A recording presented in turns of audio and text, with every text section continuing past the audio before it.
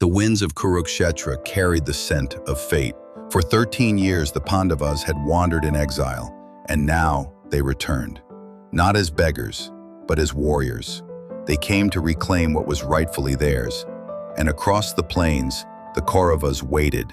100 brothers, bound by pride and fear.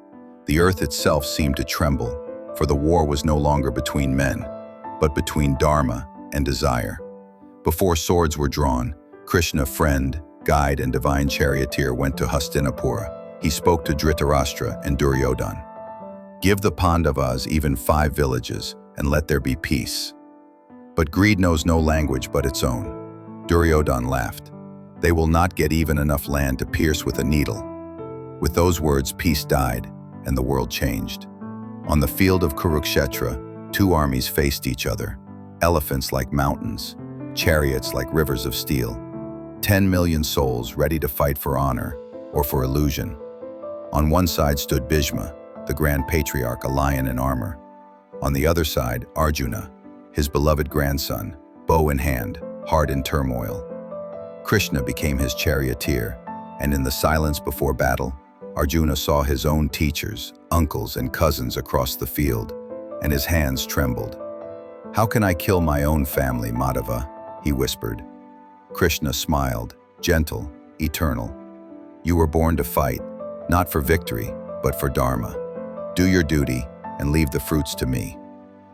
Thus was spoken the Bhagavad Gita, the song of the soul that awakens through battle. The conches blew, the earth shook, and the sky turned crimson.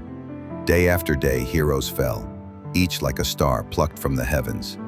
Bhishma pierced by Arjuna's arrows, lying on a bed of steel until he chose to die. Drona, the teacher, slain by his own grief. Karna, the son's abandoned son, meeting his brother Arjuna in a final duel of destiny. And Abhimanyu, Arjuna's child, fighting alone like a burning flame until surrounded by darkness. The field became a river of ashes. The air smelled of iron and regret. When the 18th day rose, only Duryodhana remained standing. Bhima faced him one last time.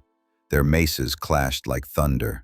The earth cracked beneath them, and when the moment came, Bhima struck not at his head, but at his thighs, fulfilling his vow. Duryodhana fell. The echo of his fall was the end of an age. Krishna looked to the horizon and whispered, "The war is won, but humanity has lost." Brothers had killed brothers. Kings had traded heaven for dust. And in the silence after the battle, only the wind carried the sound of tears. The greatest war in history had ended, and yet its lessons were just beginning.